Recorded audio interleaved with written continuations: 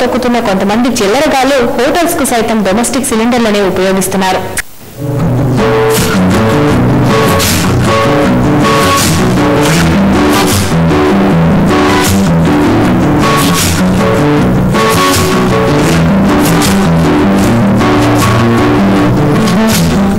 Gas ధరలు అమాంతంగా పైకి ఎగబాకాయి. అయినా వినియోగదారులకు అవసరమైన గ్యాస్ అందుబాటులో లేదు. బుకింగ్ చేసి రోజులు తరబడిన కొన్ని చోట్ల నెలల తరబడి వేచి ఉండాల్సిందే. అయితే వాణిజ్య అవసరాలకు మాత్రం వెంటనే ఇస్తూ డీలర్లు, గ్యాస్ డెలివరీ బాయ్స్ బాగానే వెనకేసుకుంటున్నారు. మరోవైపు డొమెస్టిక్ సిలిండర్లను హోటల్ యజమానులు వినియోగిస్తూ ఇష్టానుసారంగా రెచ్చిపోతున్నారు.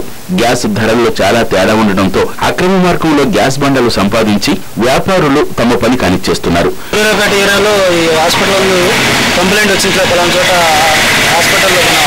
హోటల్లో ఈ నాన్ డొమెస్టిక్ సిలిండర్స్ వాడుతున్నారు కంప్లైంట్ వచ్చింది. దాని మీద వచ్చి రైడ్ చేయడం జరిగింది. రైడ్ చేసిన దాంట్లో ఈ విజయదుర్గ రెస్టారెంట్ అనే దాంట్లో ఒక 6 సిలిండర్లు ఐఓసి కంపెనీ 5, హెచ్పి కంపెనీ ఒక సిలిండరు ఈ హోటల్లో వాడుతున్నారు. అది మన సివిల్ సప్లైస్ కమ్యూనిటీ యాక్ట్ ప్రకారం రూల్స్ విరుద్ధం కాబట్టి ఆ సిలిండర్ను సీజ్ చేయడం జరిగింది.